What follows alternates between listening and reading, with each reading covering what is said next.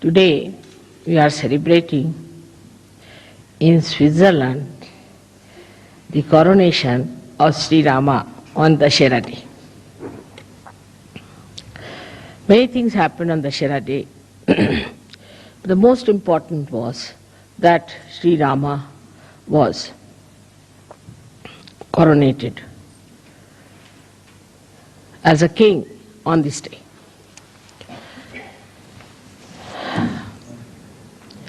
He also killed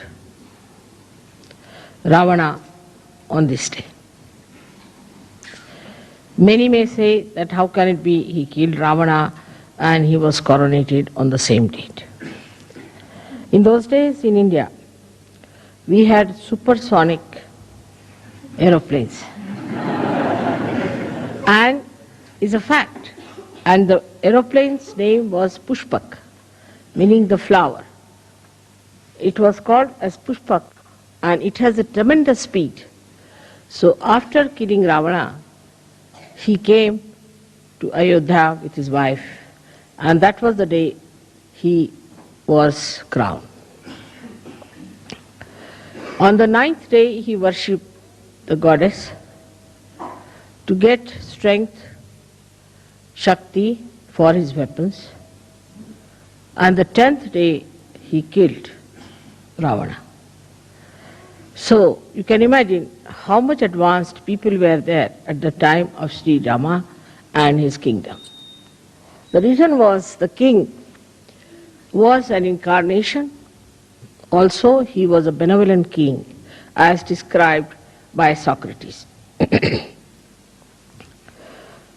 Sri Rama's story is very interesting throughout, and we have now a beautiful series about him done by our television in India, which is sold for a very good price. Maybe we might be able to present you all with one when you come there. But the story of Rama, they say, was written before he was born. Even before there was any inkling of it, the seer Valmiki wrote the whole story of Sri Rama. Sri Rama's birth and all that are brought forth by the Agni, the fire. And he was born in the dynasty of the Surya, is the sun.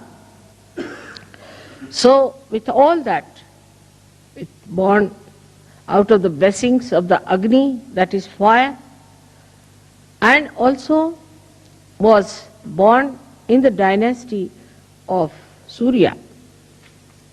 He was one of the mildest avatars you have ever had.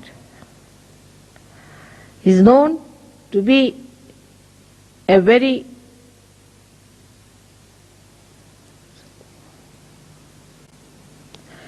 English language, formal person, in the sense, Sankoch, that he would go to any extent to bear upon himself the problems than to tell others to do something. We still had many people in India like that. Like we had one Prime Minister, Lal Bahadur Shastri. And if he was sitting in the room and there are people sitting and there's electricity was on somehow, say by light or something, and he wants to put it off, he would not ask anyone to put it off. Slowly he'll get up from his seat, walk up to the switch and just put it off so that he shouldn't ask for it. This is one of the greatest quality of Sri Rama, that he would not make anyone do anything for him or order anything or would use someone for their purpose. See, he was the blessing of fire and born in the Surya, But what we find, those people who are born maybe in very lowly families, in the negative families, the left-sided as you can call it, with all kinds of problems, have a terrible agya and a terrible Surya in them. The person who is born in the Surya has to be extremely humble. He is the one who shows that nothing can affect, nothing can make him feel that he is something great. Now, when we see his life further, he was a very humble man. We've seen now people who try to despise others. I don't like you. I don't like. It's not good. It's very difficult. It's a sign that such a person is extremely low in character. Has no character at all, but is low in character. Anybody who has any character is shown by the tolerance he has of other people. Intolerance is a sign of a person who is extremely egoistical and is vain, there's vanity. Sri Rama was so much loved by the people where he ruled in that state, and he had the most beautiful wife of the most venerated father Janaka, and who was the beloved son of his father. But he was such an humble man, that in all his character you see the beauty. Like he was going by a little boat when he went for his exile. And the one who was taking him was an ordinary boatman. And the boatman was feeling very much upset that he's sitting before the king of Ayodhya and he doesn't have proper clothes. So Sri Rama, who was himself was wearing nothing but valkalas, are the clothes which are worn by the village people or worn by the people who live in the primitive areas, only kind of leaves that they have. He had to wear that because his mother, the stepmother, asked for that kind of a boon from the father. And then Sri Rama just told him, "Why are you worried? I'm wearing this, I'm no more a king. I'm sitting before you like this. You should be quite comforted. And I really don't know how to steer the boat, while you know how to steer the boat. So why should you be worried?" Like that, he kept even the people who we would call as low in society at a very high pedestal. Which shows that he respected human beings. He himself is called as Maryada Purushottama. Means he was the one who knew how far to go with someone, Maryada. How to talk to someone. How to approach someone. While we find people who misbehave, even with their husbands, with their wives, with their children, with everyone, and also outside they are about to jump on others. That's absolutely against Rama. It's like Ravana. Even Ravana was not like this. He was also of not that nature. Because he had certain dharmas within him. He was a realized soul, but he had become a Rakshasa because he became arrogant. But even his arrogance cannot be matched with many modern people and modern girls and men that I hear and see, that it is surprising they have really surpassed Ravana. Ravana only had 10 heads, but sometimes I feel that the modern men might have, or the women especially, might have 108 heads. The arrogance. Actually, such people are absolutely despised by God Almighty. You go further with his life. See, he went and into the village where a very old woman who was belonging to the primitive class of Bhils had very few teeth, and she brought some fruits, little fruits we call as pear. And she brought and gave it to him, that's Shri Ram, see, I have got these for you. I don't have anything else.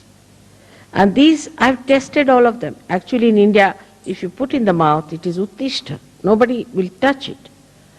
But she says, I have tested all of them by piercing my teeth into it, and I have seen that none of them are sour. Shri Rama didn't like sour fruits, she knew. So none of them are sour, and you can have them.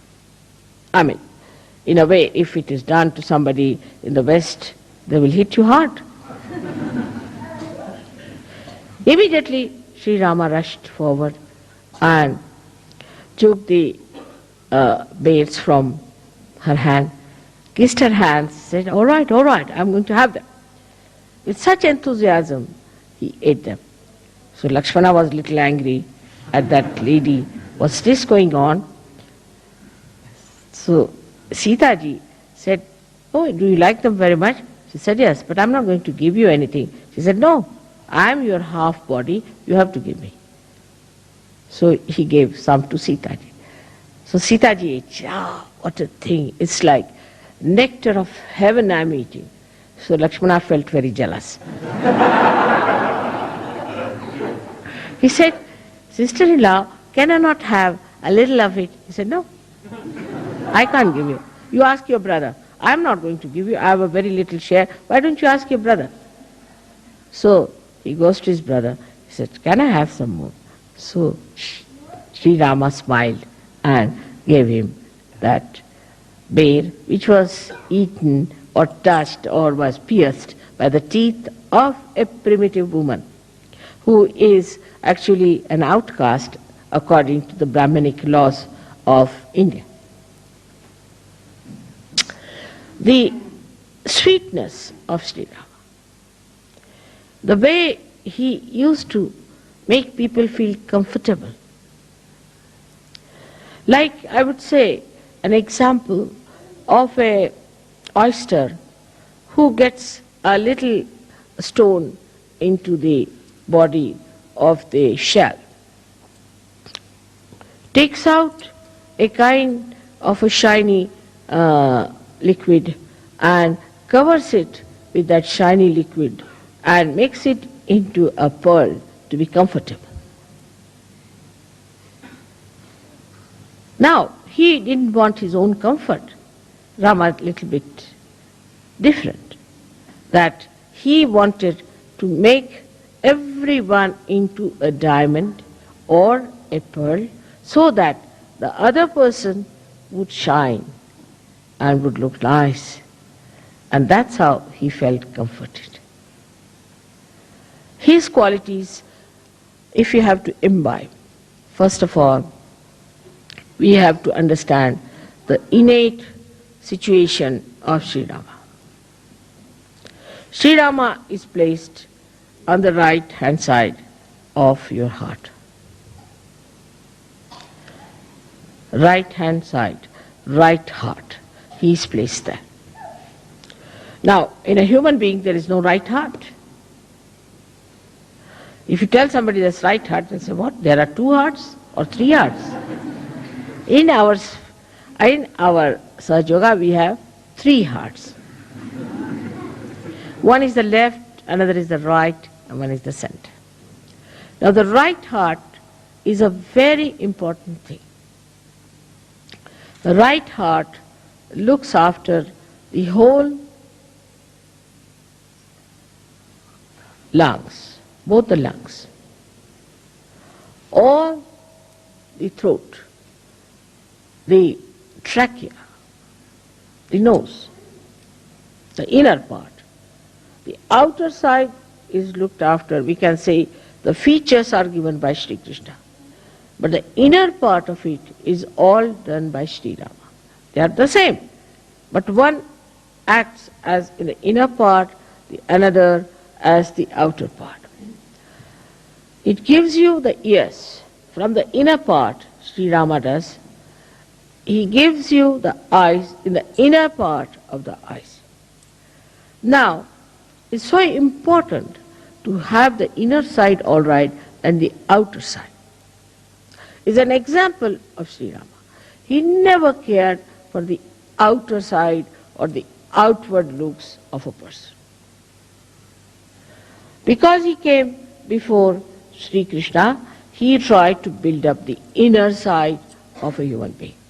So we can say, though he is on the right heart, he acts through your Hamsa Chakra and partly through your Vishuddhi Chakra in the inner side of it. Because Sri Krishna, in the inner side of it, is Sri Ram, is Sri Vishnu.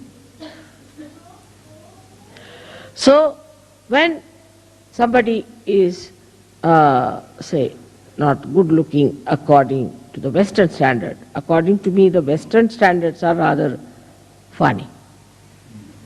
Because Western standards don't look like, neither like Krishna or Sri Rama.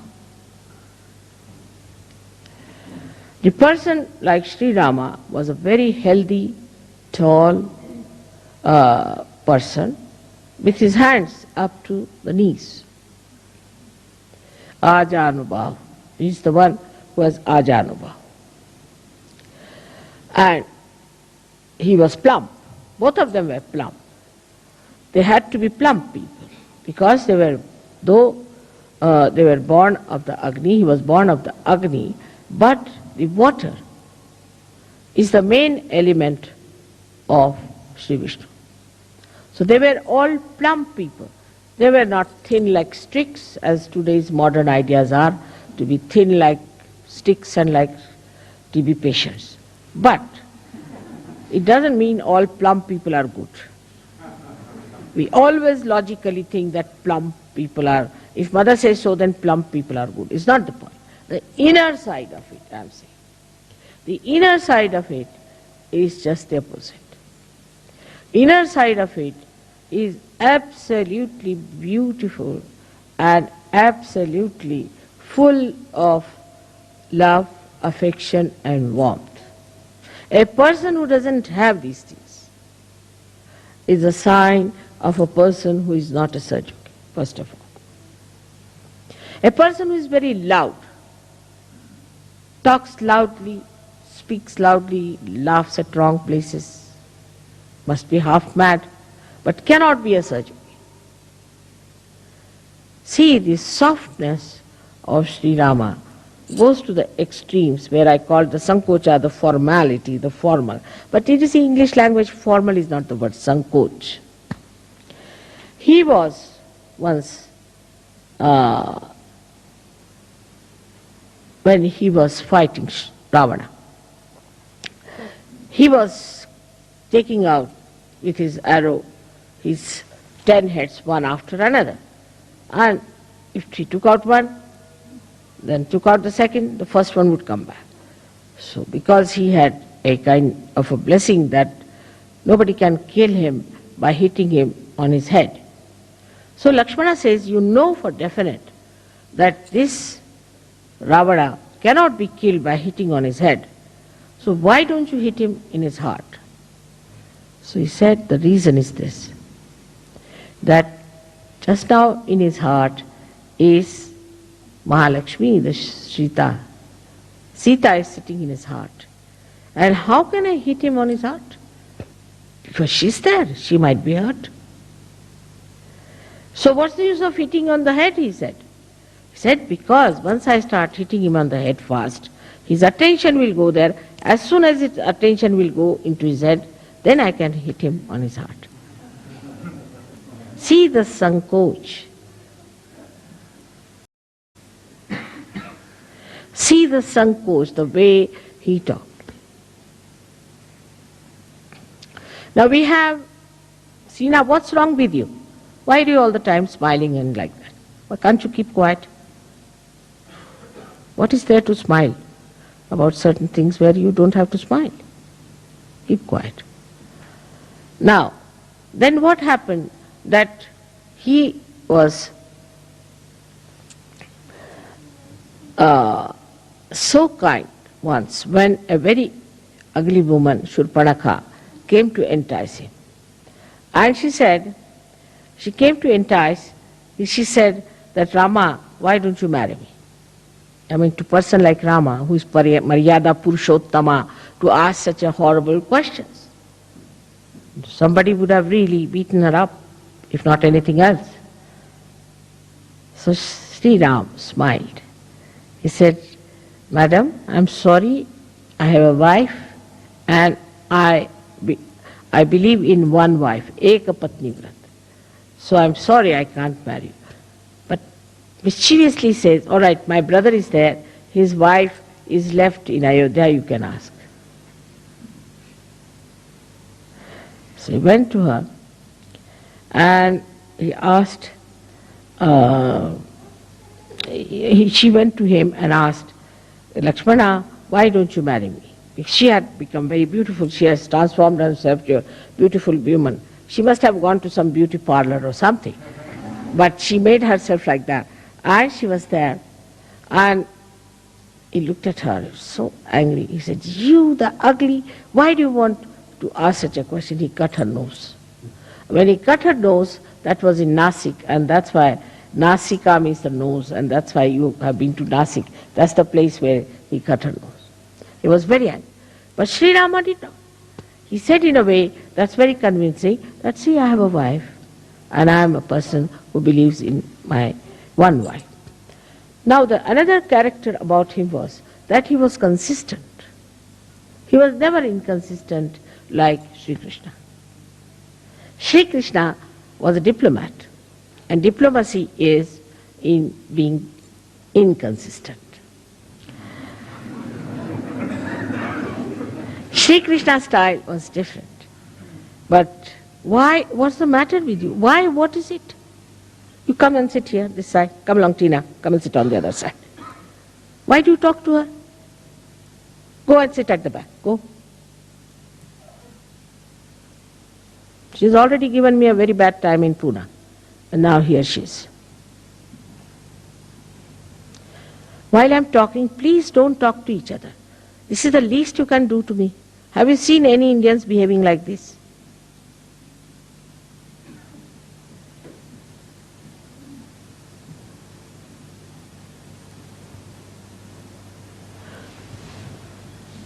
It's very disturbing. I'm concentrating on you while you are not concentrating on me. It's all right when there's a joke, something you laugh. But what's the need to talk to each other? I can't understand.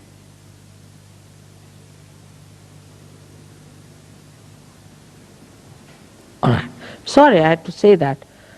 You see, at the time when I'm discussing Sri Rama. Sri Rama would not have said that. But in Sahaja Yoga, you can't carry on like Sri Rama.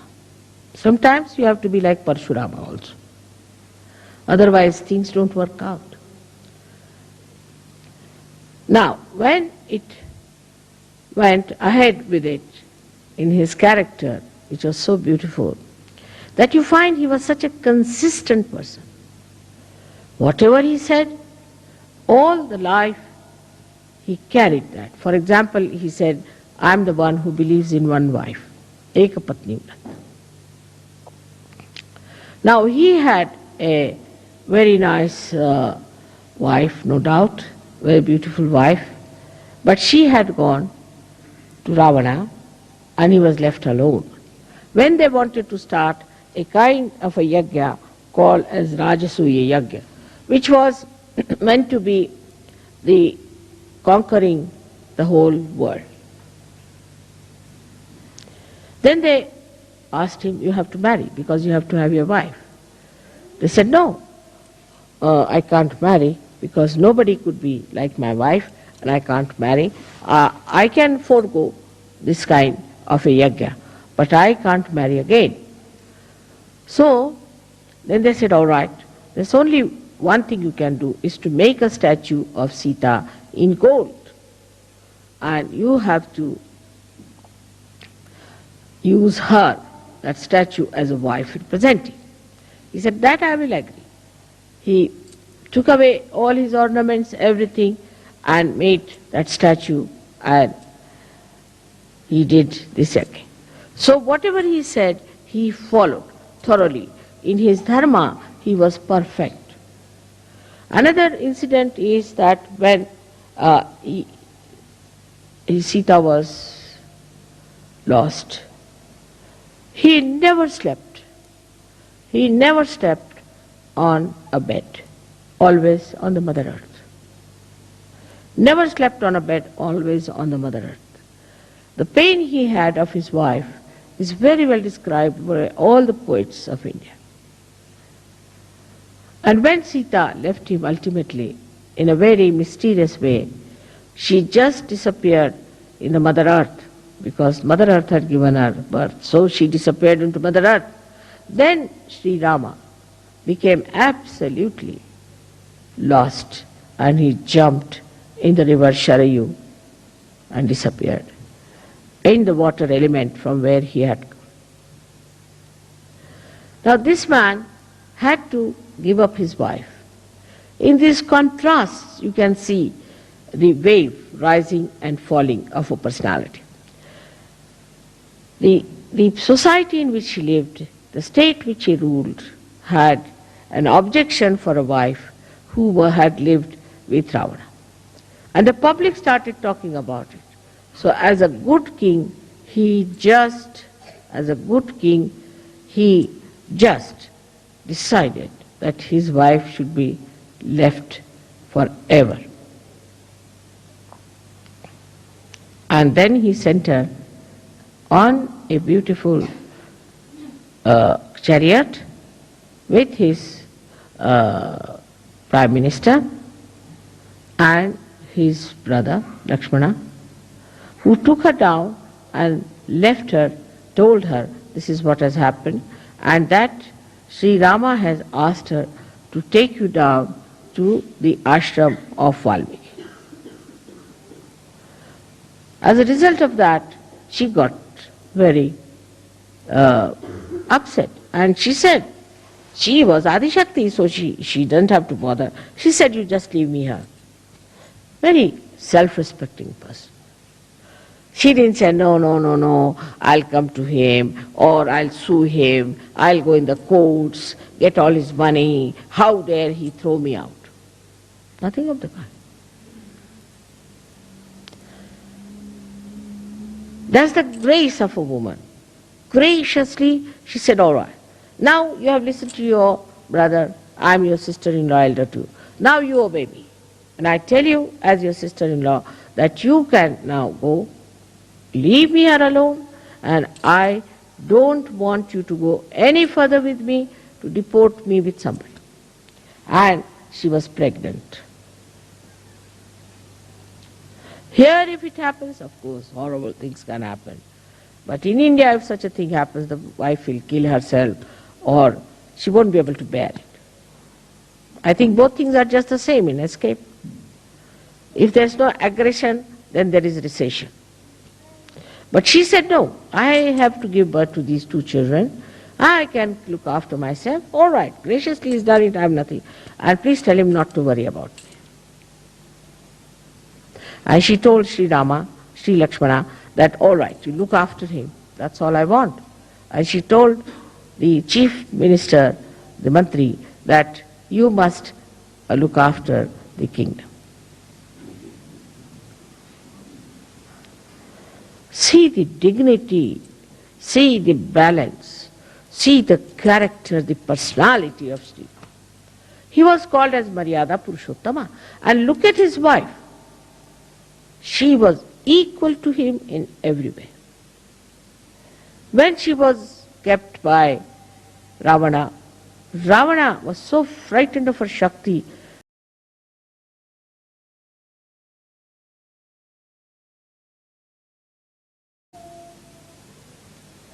he used to frighten her. Say, I'll do this to you, the women of India, I'll do this to the women of the world, I'll do that kind of a horrible thing, I'll take another birth, I'll misbehave. She said, do what you like. You cannot touch me. He could not touch her hand. He was so frightened. And when Hanumana brought the ring of Sri Rama and presented to her and said that this is the ring of Sri Rama. She said, yes, I know. How is he? He said, all right. All inquiries she had about herself. So he said, Mother, I can take you on my back. I can easily take you. You come on my back and I'll take you. She said, no, I won't go with you. It's Sri Rama who is a brave king. He should come himself, fight this Ravana, kill him because he is evil. And then I will go with him with all the glory. She was not frightened of anything. For her, the important thing was that Ravana should be killed. He is evil and he should be killed by Rama. Such a great courage for a woman. Both sides, if you see, you'll be surprised that how a woman's character is such a powerful thing. It's not a reactionary thing. My husband is like this, that's why I'm like that. Or my husband doesn't do this for me, that's why I'm like that. My husband has gone away, so I'm finished. What am I to do without my husband? Nothing of the kind. She stands on her feet. She said no to Hanumana, and she stands on her feet and she says, when Rama will come and kill this evil and remove this evil from this earth, then only he can take me with him. I won't go with you. I won't escape. I won't run away. Nothing. I am going to face it myself here. For a woman, it is too much to say, to be imprisoned in a horrible person's jail or in a place which is so dangerous for her. To say that I won't go. Whatever you may try, whatever tricks you may try, whatever you may say, I won't go. Just imagine. And Ravana was such a horrid fellow. He did all kinds of things to her, but she kept absolutely calm and quiet, waiting for her husband to come back. Can we think of such women in modern times? So satisfied with themselves, so much in balance, so much full of confidence and strength. This is the message of Sita's life. The benevolence of Sri Rama was shown when he started ruling the people. He was the one who cared for the needs of the people. For him, it was important that the people whom he ruled should be happy and joyous. He looked after them with great love. He had 2 sons whom he looked after for a short time because they were lost with the mother, Sita, and they are the ones who found him out in a way that Valmiki taught them how to sing the Ramayana. And they went to Ayodhya and sang the Ramayana. Rama went with them, and one day in one of the yagyas, when they caught the horse of Sri Rama, Hanumana found it impossible to fight those 2 boys, and he couldn't understand. Here now the character of great Hanumana one has to describe. He went and told Sri Rama, I can't understand these 2 boys I can't face them. I don't know who they are. So, Sri Rama went there. And these boys were standing with their arrows. Then Sri Sita appeared before them and she said, "You cannot fight, he is your father." This made Hanumana realize it. And he said, "All right, I can fight Sri Rama now. Why did he leave you like this?" See the sweetness of Sri Hanumana, who was such a great devotee of Sri Rama, could see that he has done injustice to my mother and he stood for that. It's very sweet of Sri Hanumana to do that. Hanumana is, as you know, is the angel Gabriel, who is innocence, simplicity and dynamism. His dynamism was such that as soon as he was born, he said, "Better eat this sun because the sun is scorching the people in India." So he went and gulped down the sun. People had to say that, "You see, though too the sun is scorching, but it's of great help. Please release the sun. Why did you eat it off?" So then he released the sun. Hanumana's whole life was spent in serving Shri Ram. And he was such a dedicated bhakta of Shri Ram. Now here the contrast is also that Hanumana had Navadha siddhis, 9 siddhis. The Anima, Garima, Laguma, and all sorts of things, that he could become small, he could become big, so many things he had.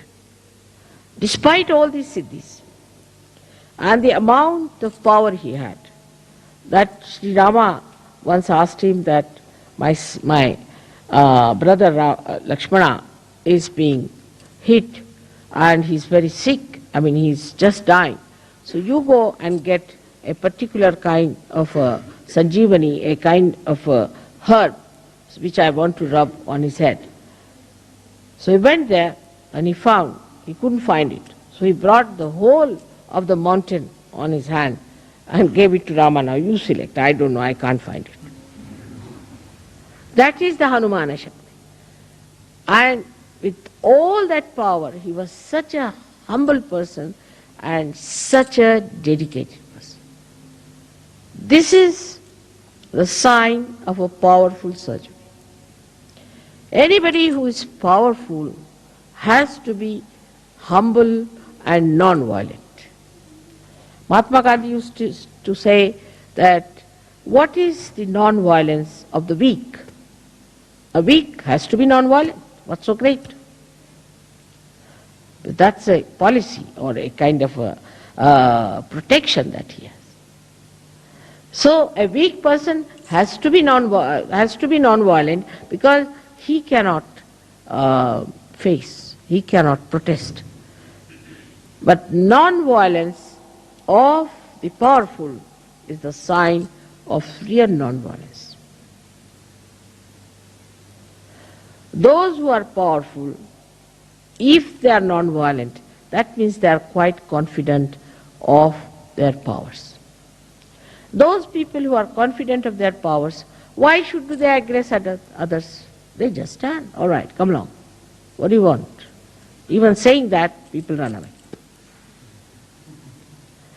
So those who are violent, angry, hot-tempered, jump at everyone, torture everyone, trouble everyone, are the people who are very weak-charactered. Their character is weak. If their character was all right, then they would not have done all these things.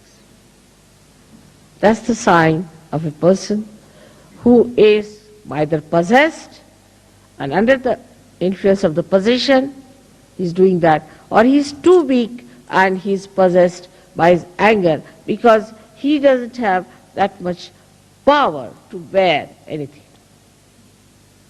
The most powerful thing is the Mother Earth because she has the power to bear. The one who has the power to bear is the powerful. One who does not have any power to bear, I can't bear, I don't like, I did. Such a person is a useless thing for this earth, and sometimes I feel why God created them. It's a headache to have a person around you.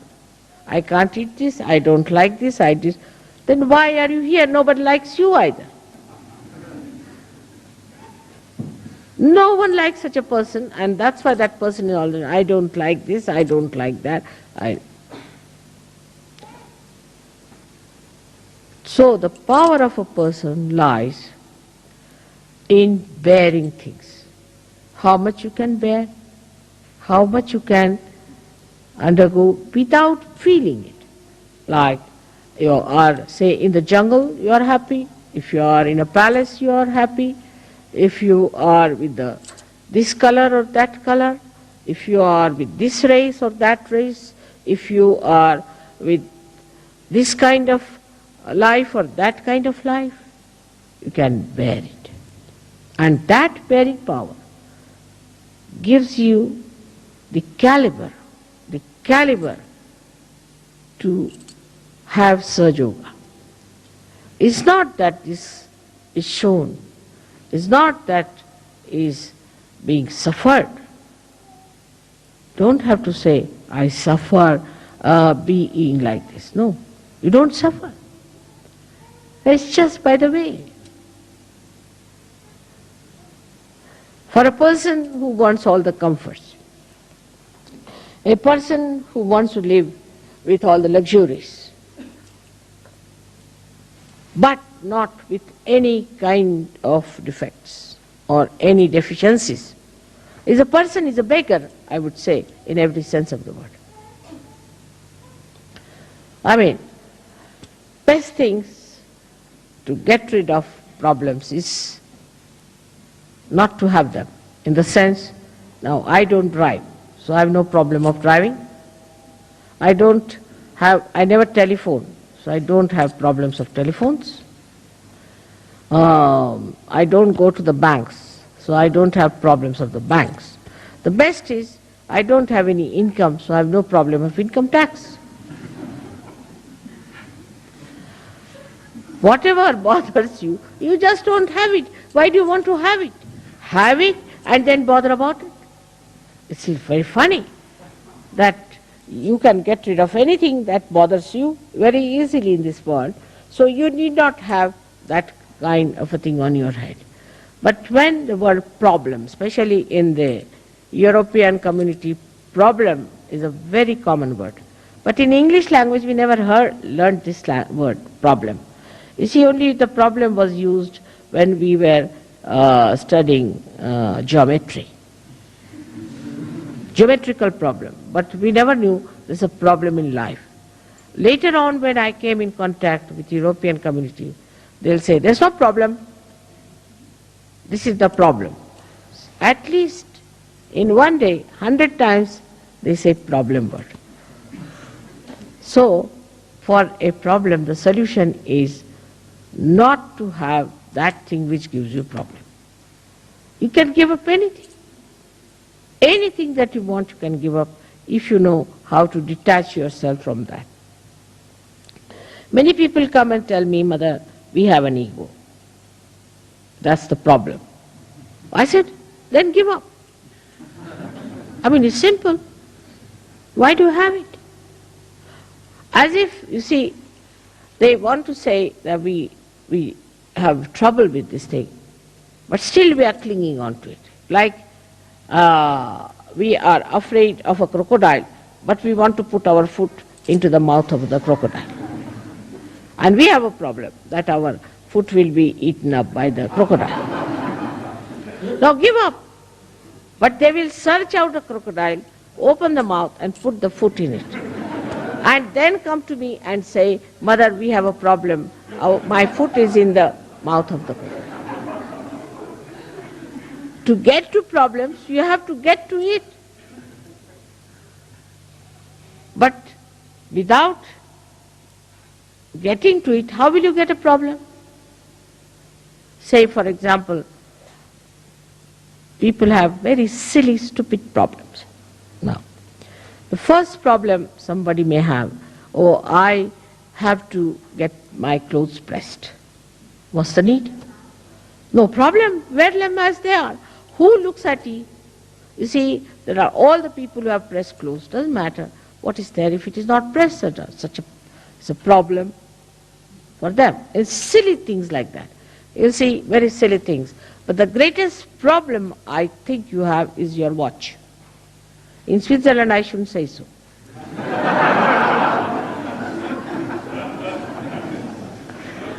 You see, the problem is like this, that now you have to go to the airport. Now, as soon as you tell somebody you have to go to the airport, now I have to go, you don't have to. Everybody gets sort of a jumping, as if standing on a jumping board. You see all of them jumping like that. What's the matter? Mother, you have to go to the airport. So it's all right, I have to go. What's wrong with it? It's a problem. I said, what's the problem? I have to go. You just know that you don't have to go at all. You don't have to come to the airport. And the aeroplane, if it comes and doesn't take me, I'm not going to come back on your heads. So I'll stay in a hotel. Don't you worry. But why are you so excited about it? The way people are excited that I must catch the plane, sometimes I feel as if they want to get rid of me. So, this is a problem for people who are very meticulous. Now supposing I say, I know that the plane won't leave me. I know, because I know many things. So I have no problems. But supposing, even if you think the plane you may not get. So it may not get.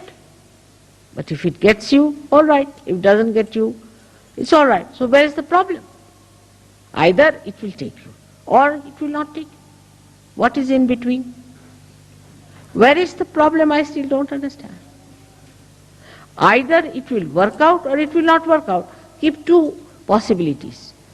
That's the only two possibilities. What is the third possibility that gives you the problem, you tell me? Say somebody owes me money, all right. So either he will give me or he may not give me. What is the problem? The problem is that you call it a problem and want to avoid to face the truth. If you face the truth, you will know one thing, that see, now this man has to give me money, all right, I'll go and face it. I'll tell him, sir, you have to give me the money. You have to pay me. This is your duty. And if you don't pay me, you are doing wrong. You get at him and face him and tell him.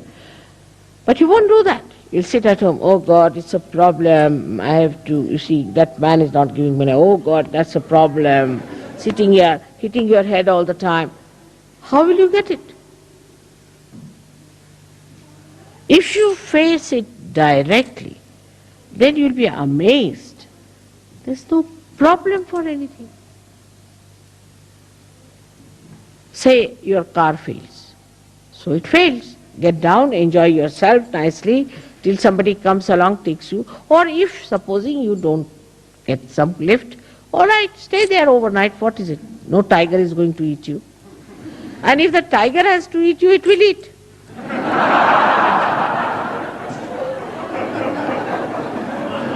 Where is the problem? Still I can't see. I can't see the problem. If tiger has to eat, that's already destined that the tiger has to eat. In any case, nobody dies. You'll be born again. If you look at it from that angle, then you'll be surprised. Most of the problems do not exist. They are like bubbles, created by our own thinking, the waves of our thinking. This is the problem, that is the problem. Like today they said there is no hall on such and such date, all right. Where are you having the hall? There. If there's no hall, let us have it in the open.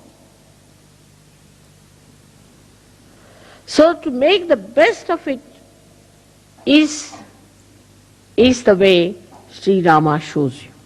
Now, what is the way he has helped us? Let us say.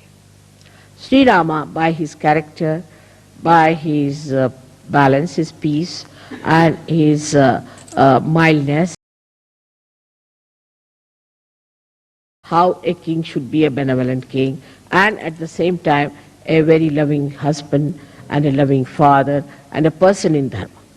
But apart from that, he went down to Maharashtra. He arranged all these things so that he could walk down to Maharashtra bare feet to vibrate the land. Because Sahajogis will be going one day to Maharashtra, and the Maharashtra has to be a vibrated land. In Ayodhya, he never took out his shoes because he was the king there. But when he went, and Shri Sita, both of them, when they went to Maharashtra, they took out their shoes to vibrate it. On his way, he saw a big stone, which was nothing but a lady, cursed to be a stone, Ahilya, and he made her, just by touch, she again came back to life.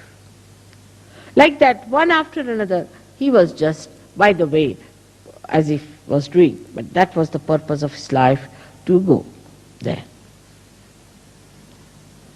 And that has helped.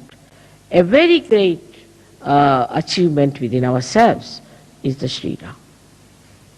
Shri Rama stands for the pranavayu, is for the vital air that we drink, that we take in, for the vital air. And that vital air, when it gets heated up, we have to know that we are not anymore with Shri Rama. It has to be the cool air, should blow through your nose and your mouth. I don't know about you people, it happens with me all the time.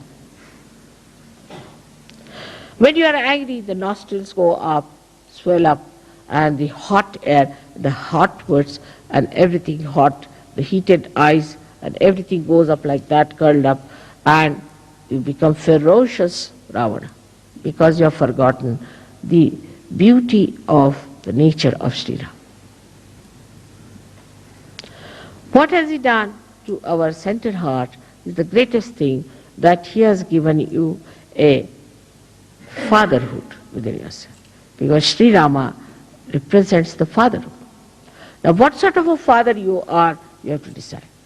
Those people who are not good fathers develop problems of the right heart. Also, those people who are not good husbands also develop the right heart. This right heart is so important because, especially in the West, where the climate is so funny, you have to keep inside your rooms and closed all the time, that you get all dried up inside. At that time, if you don't have that sweetness, that warmth, that kindness of Sri Rama, you get the trouble of asthma. So many people die of asthma in the West. On top of that, you fight with your wives, you treat them, you take away their money, you cheat them in their money, and every way you torture them, then it becomes even worse. So it has something to do with money, in the sense because Sita ji was Sri Lakshmi, and Sita ji was the one who was the power of Sri Rama. So the Sri Lakshmi also gets annoyed with you when you are a bad father or a bad husband. That's why the Griha Lakshmi is very important. But the woman has to be the Griha Lakshmi. She should not be a shrew and then the husband is supposed to be kind to her. Then it's spoiling. That's very bad. The woman has to be a Griha Lakshmi, a beautiful woman with a very sweet nature and talking to her husband in a very sankoch manner, and also looking after the children, looking after the family, and looking after the guests who come to their house. But if you encourage and run after such women who are no good, means collectively they should be good. If collectively they do not act well, collectively if they are aggressive, collectively if they are tormenting others, then such women should not be encouraged at all. But then Tulsidas says they should be beaten up. Is a thing looks very bad in modern times if somebody says like that, that women should be beaten up in case they have all such qualities which disqualify them from being Griha Lakshmis. Of course, there's no need to beat. But I mean to say that what is it that you have to drive out all these badhas from your women? Very important. Otherwise, if you fall in this activity of keeping your wives on right lines, you might also get a right heart and asthma ultimately. Because your wife and you are part of the society. And the society has certain laws which are very important. There's something like Shri Dharma, there's something like Pati Dharma, there's something like Mata Dharma, Pita Dharma. Everything has a dharma. Those men who torture their wives have very bad heart. In the same way, those who play into the hands of their wives also have a very bad right heart. You have to be in the balance. You are the husband and she's your wife, and both are responsible for keeping a very good family relationship. It's not one-sided. It's not the husband only or the wife, but both of them to be in such a manner that they act according to their nature of woman and man, and respect each other, love each other, share everything with each other, and exist in a way that people should see that there are two wheels of a chariot, one on the left, one on the right. There's no imbalance. They are equal but not similar, as I have told many times. Now in the case of Shri Rama, he left his wife. When it came to Sita, she left him too. But she left him as a woman would leave, and he left her as a man would leave. She also left him. But in a way that is suitable for a woman to do. And he did it in a way that is suitable to a king. In the same way, a woman, when she acts, she has to act like a woman. The same thing she may do as the man does, but she has to be a woman, or a man has to be a man. So that's the Maryada Purushottama. Is the one who is the highest among all the men, with his all the Maryadas, all the boundaries that he observes. The boundaries are such that you do not try to overpower others, or you do not try to take their seats. For example, I've seen those who are aggressive also show up in our programs. They will be the first before me. They will be, as soon as I open the gates, they will be somewhere there standing. They will be the first in everything. That's not being Maryada. You should be at the back end. There are leaders you have got, they can sit in front. Try to be on the back. I want to be first. Then I've said once, first of the first. You know the story of first of the first. So you become first of the first. And that's what happens to you when you try to show off. And I know all of them who are like that. To be in the background is the most respectable thing to do. To go forward first, to jump forward first, to stand near the door if mother is coming, you see. As soon as I see the person, I say, oh, back again. There are some who do artis just because to show off, some throw flowers to show off. They must be the first. And somehow or other, they get also the position because of their assertions and askings. The leaders have to be careful and not to give such duties to people who really upset me very much because of their arrogance, because of their showing off. I have to say one thing today, that under the circumstances, we have to decide that if the leaders don't have wives who are humble, who are kind, who are compassionate, and who are Grihalakshmis, who are very sweet with the collective, we'll have to cancel the husband as well as the wife from the leadership. We cannot have leaders who have wives who are horrid. We cannot. Because the wife of a leader is like a mother. There are 5 types of mothers described. One of them is the one who is the wife of the guru or of the leader. And if the leader has a wife of that kind, withdraw. Improve his wife, do whatever is possible. Till she is all right, he should not be the leader. It's a very important thing, because I have seen such women bring down the men, not only that, but bring down the Sahaja, Sahajogis and the whole organization of God. So one has to be careful, and the women have to understand that if they are the wives of the leaders, they have to be extremely good, kind, generous, sharing, looking after, absolutely motherly, and should not tolerate nonsense and should correct when people are doing wrong. They should not report anyone to their husbands, should not take over themselves the responsibility of doing things which they are not supposed to do. If they are not of that level, they are of no use to people, and they have no business to be proud of being the wives of the leaders. From Shri Rama's life, we learn a lot, and from Sitaji's life also. Both of them have done so much for us, bring forth such a great life. All their lives they suffered and suffered and suffered. They lived in the villages, they lived in the forest. While they were the king and the queen, they had never known what is discomfort.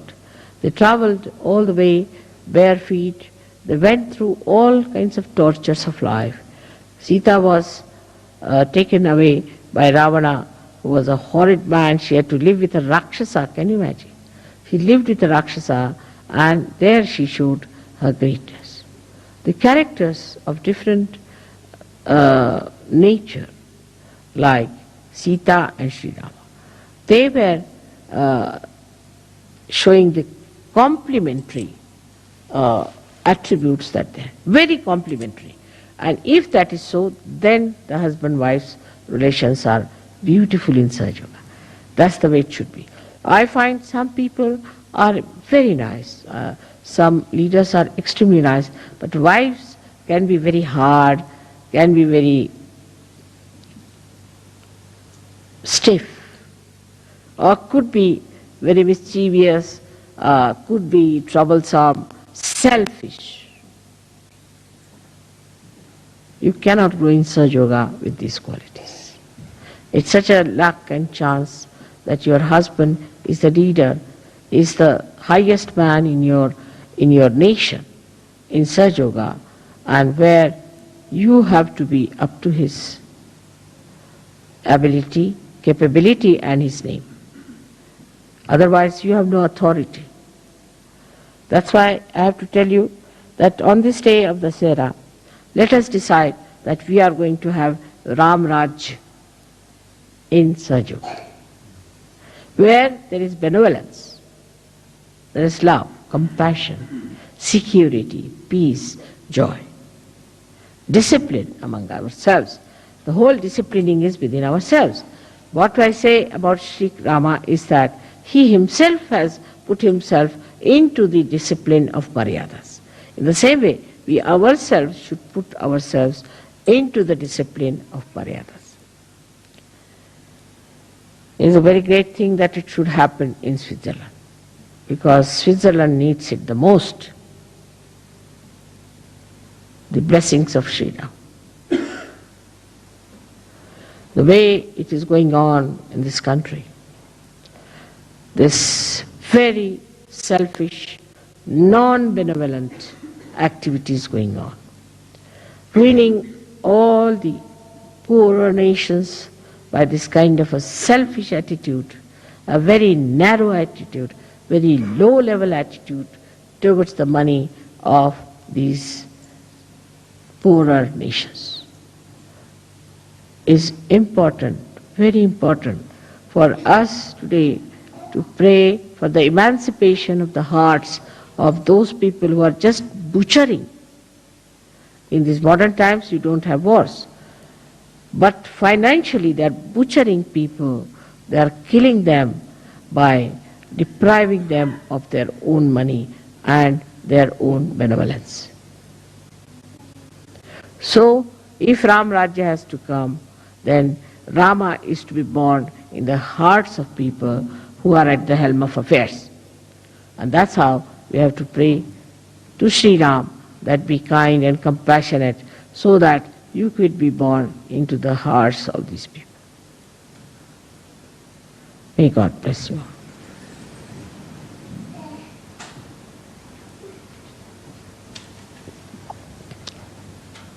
May I have some water, please? I don't know how I spoke today because the vibration